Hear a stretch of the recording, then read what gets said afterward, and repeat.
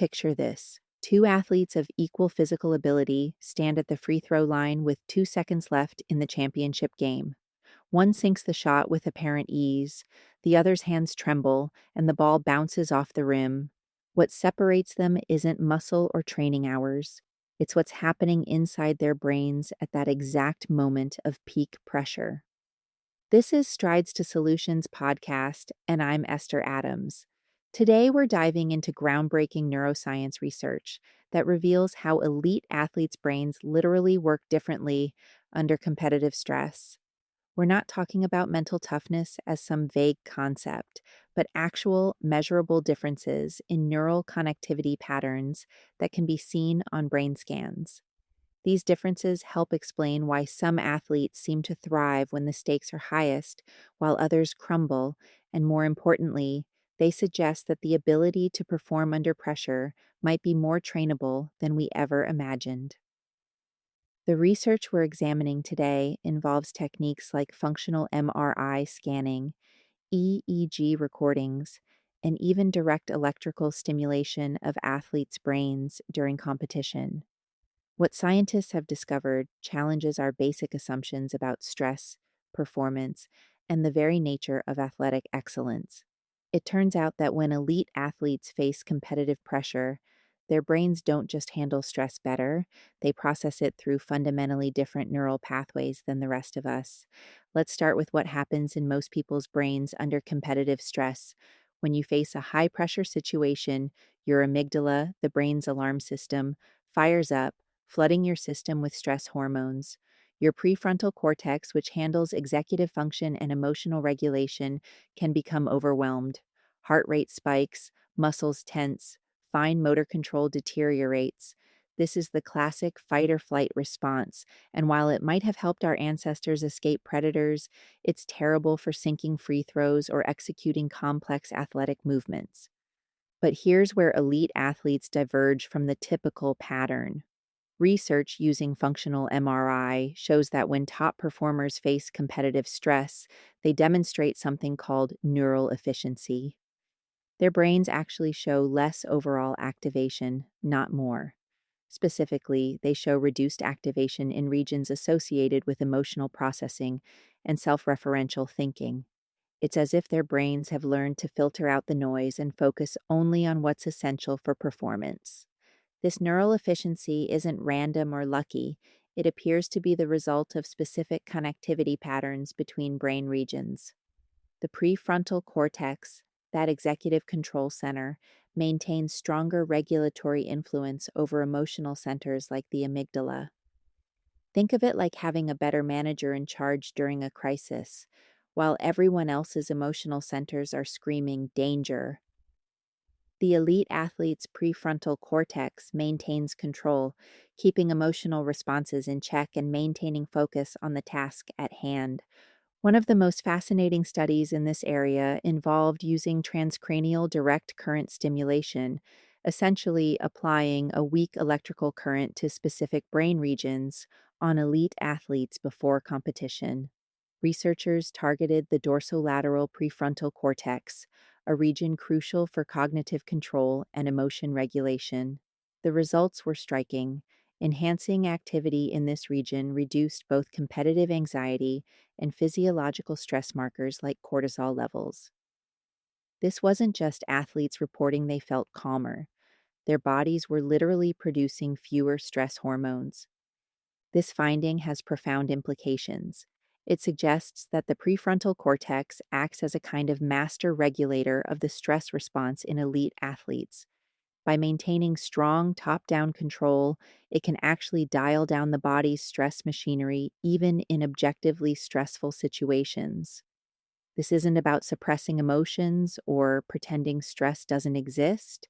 It's about the brain actively modulating how stress signals are processed and expressed throughout the nervous system. The concept of neural efficiency extends beyond just stress regulation. When researchers examine elite athletes' brains during performance, they consistently find more focused, streamlined activation patterns compared to novices. While a beginner's brain might light up like a Christmas tree, recruiting multiple regions in an effortful attempt to coordinate movement and manage anxiety, the elite athlete's brain shows precise, minimal activation in only the most relevant regions. This efficiency appears to be task specific and developed through years of training.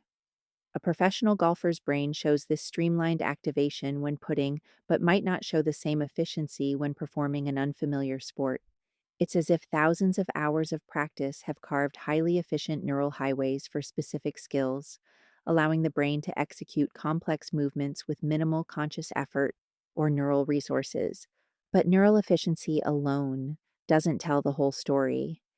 Elite athletes also show distinct patterns in what neuroscientists call interoceptive networks, the brain systems that process internal bodily signals. The insula, a brain region that acts as a hub for interoceptive awareness, shows interesting patterns in elite performers. During stress, their insulas maintain better communication with prefrontal control regions while showing less reactive connectivity with emotional centers. This enhanced interoceptive processing might explain something coaches have long observed. Elite athletes seem more aware of their bodies while simultaneously being less disrupted by physical sensations of stress. They can feel their racing heart without being controlled by it. They notice muscle tension without letting it cascade into full body tightness. This refined interoceptive awareness, reflected in their neural connectivity patterns, allows them to use bodily signals as information rather than interference. Research on mindfulness training in athletes has provided additional insights into these neural mechanisms. When elite athletes undergo mindfulness training, brain scans show increased activation in the insula and anterior cingulate cortex during stress anticipation and recovery. The anterior cingulate cortex is particularly interesting. It's involved in conflict monitoring and attention regulation, essentially helping the brain decide what to pay attention to and what to ignore. After mindfulness training, athletes also show altered resting state connectivity between the posterior cingulate cortex and medial frontal regions. In plain language, this means that even when they're not actively competing, their brains maintain different baseline connectivity patterns that may prime them for better stress management. It's like their brains have been rewired to default to a more adaptive configuration for handling pressure. One particularly intriguing finding involves the dissociation between different stress markers in elite athletes. In several studies, researchers found that under competitive stress, elite athletes showed altered hormonal responses, like changes in cortisol levels, without corresponding changes in autonomic markers like heart rate variability. This selective adaptation suggests that their nervous systems have developed sophisticated, differentiated responses to stress rather than a simple all or nothing reaction. This dissociation points to something profound. Elite athletes' brains haven't just learned to suppress stress responses wholesale. Instead, they've developed nuanced, selective control over different aspects of the stress response. They might maintain the heightened alertness and energy mobilization that can aid performance while dampening the anxiety and motor interference that can harm it. Its stress response as a finely tuned instrument rather than a blunt force. The implications of this research extend far beyond sports. If specific neural connectivity patterns underlie the ability to perform under pressure, and if these patterns can be influenced through training or even direct brain stimulation, then we might be able to help anyone, from surgeons to students to public speakers, develop better stress resilience. The elite athlete's brain becomes a model for understanding optimal neural function under pressure. Consider what this means for talent identification and development in sports. Currently, we largely identify athletic potential based on physical attributes in early performance. But what if we could identify young athletes who show nascent versions of these adaptive neural patterns? Or better yet, what if we could design training programs specifically aimed at developing these neural efficiencies and connectivity patterns. Some sports programs are already beginning to incorporate neurofeedback training, where athletes can see real time displays of their brain activity and learn to consciously influence it. Early results are promising, with athletes showing improvements not just in stress management but in performance metrics like reaction time and accuracy. It's like going to the gym for your neural circuits, strengthening the connections that support performance under pressure. The research also sheds new light on why some training methods work better than others.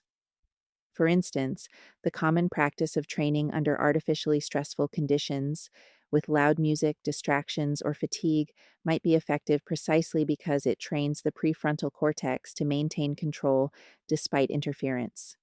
Each time an athlete successfully performs despite these stressors, they may be strengthening the neural pathways that support performance under pressure. Similarly, visualization and mental rehearsal, long staples of sports psychology, might work by activating and strengthening the same neural circuits used in actual performance. When an athlete visualizes performing under pressure, they're not just imagining success, they're potentially strengthening the prefrontal limbic connections that will help them regulate stress when it matters most. The finding about neural efficiency also has implications for how we think about practice and expertise. The 10,000 hour rule, popularized by Malcolm Gladwell, might be less about the raw quantity of practice and more about the neural reorganization that occurs with sustained, deliberate practice. Each hour of focused training potentially contributes to the development of more efficient neural pathways, gradually building the streamlined brain activation patterns seen in elite performers. This neural perspective also helps explain why some athletes seem to choke under pressure while others thrive. Choking might represent a breakdown in the prefrontal cortex's regulatory control, allowing emotional centers to overwhelm the neural networks responsible for skilled performance. The athlete who chokes isn't weak or mentally fragile. They're experiencing a specific pattern of neural activation that interferes with performance.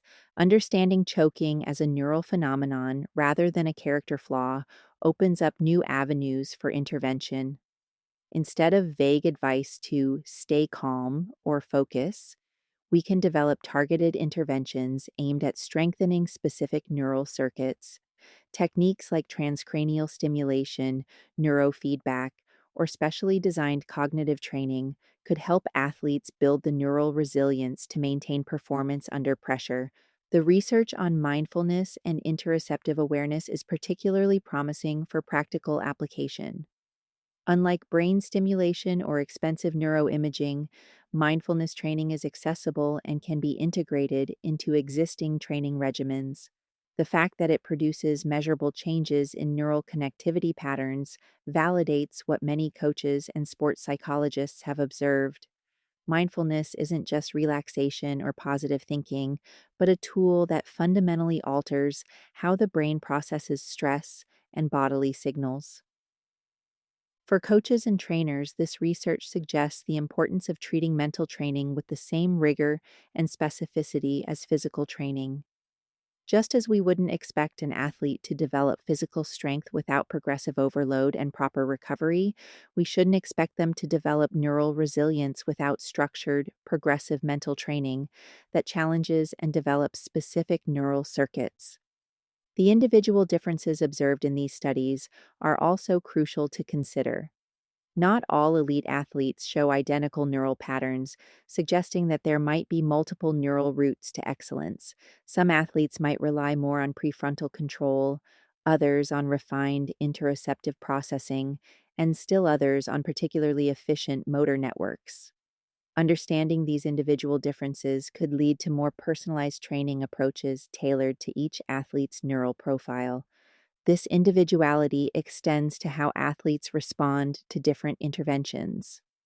While one athlete might benefit enormously from mindfulness training that enhances interoceptive awareness, another might see greater gains from cognitive training that strengthens prefrontal control. The future of sports psychology might involve neural profiling to identify each athlete's strengths and weaknesses at the circuit level, then designing personalized interventions to optimize their unique neural configuration. The temporal dynamics of these neural patterns are another fascinating area. How quickly can these adaptive patterns be developed? How long do they persist without maintenance? Some studies suggest that neural efficiency continues to develop throughout an athlete's career, with veteran athletes showing even more streamlined activation than younger elites. This ongoing neural optimization might partly explain why some athletes seem to get mentally stronger with age, even as their physical abilities decline. There's also the question of transfer. Do the neural adaptations developed in one sport or under one type of pressure transfer to other domains? Initial evidence suggests some transfer, particularly for general stress regulation abilities, but also significant specificity. A basketball player's neural efficiency in processing basketball specific scenarios might not fully transfer to golf, even though both involve performing under pressure. The role of genetics versus training in developing these neural patterns remains an open question. While training clearly shapes neural connectivity, there might also be genetic factors that influence how readily someone develops efficient neural patterns or maintains prefrontal control under stress. This isn't about having a clutch gene, but rather about how genetic factors might influence neural plasticity in stress response systems. Looking forward, this research opens up extraordinary possibilities.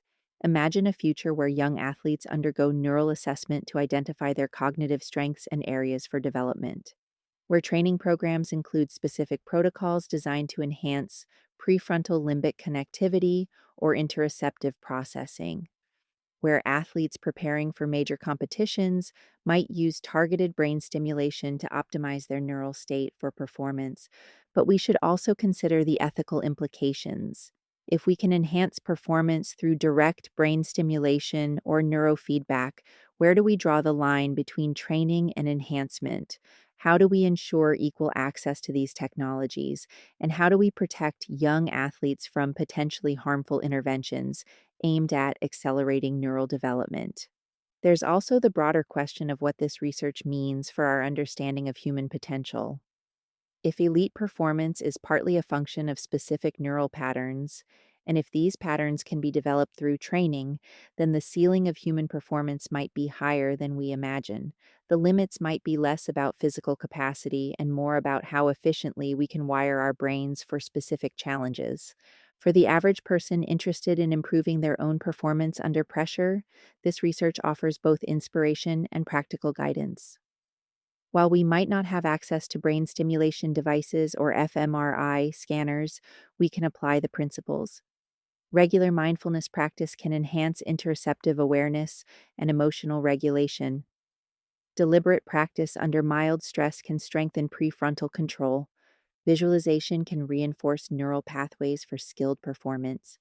The key insight is that the ability to perform under pressure isn't a fixed trait or a matter of willpower. It's a function of specific neural patterns that can be developed and strengthened.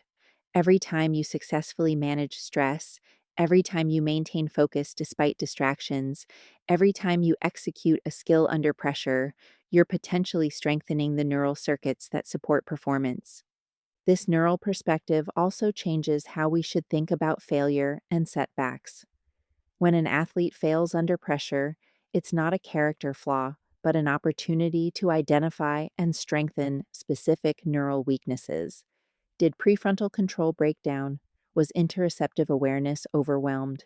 Understanding the neural dimensions of failure can guide more targeted and effective interventions. The research also highlights the importance of recovery and neural rest. Just as muscles need recovery after intense training, neural circuits involved in stress regulation and performance can become fatigued. The altered resting state connectivity seen in elite athletes might partly reflect adaptations that support better neural recovery. This could explain why many elite athletes are almost obsessive about their recovery routines. They're not just recovering physically, but neurally. As we wrap up this exploration of the athlete's brain under pressure, it's worth reflecting on what this tells us about human nature and potential. We're not fixed entities with immutable stress responses. Our brains are plastic, adaptable organs capable of remarkable reorganization. The neural patterns that allow elite athletes to thrive under pressure weren't gifts from birth, but were carved through experience, training, and deliberate practice. This research fundamentally reframes the nature versus nurture debate in athletics. Yes, genetic factors influence athletic potential, but the neural adaptations that support elite performance are largely developed through training. This is hopeful news. It means that with the right approaches, we can all develop better neural resilience and improve our ability to perform when it matters most. The convergence of neuroscience and sports performance is still in its early stages, but the findings so far are revolutionary. We're moving from vague concepts of mental toughness to precise understanding of neural mechanisms, from general advice about staying calm to targeted interventions aimed at specific brain circuits, from seeing pressure as an inevitable negative to understanding it as a challenge that can catalyze neural adaptation. For athletes, coaches, and anyone interested in human performance, this research provides a new lens through which to view training and competition. Every practice session becomes an opportunity to shape neural circuits. Every competition becomes a test not just of physical ability, but of neural efficiency and connectivity. Every moment under pressure becomes a chance to strengthen the brain's capacity for future challenges. The athlete's brain under competitive stress isn't just managing pressure, it's been fundamentally rewired through training to process stress through more adaptive pathways. This isn't about being mentally tough or having ice in your veins. It's about neural circuits, connectivity patterns, and the remarkable plasticity of the human brain.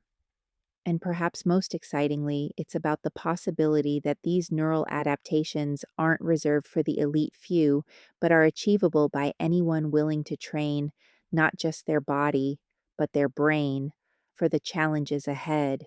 Understanding these neural mechanisms doesn't diminish the achievement of elite athletes. If anything, it makes their accomplishments more impressive.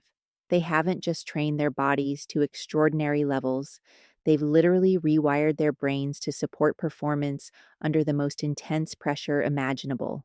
And in showing us how this rewiring occurs, they've opened the door for all of us to develop our own neural resilience and unlock our potential to perform when it matters most.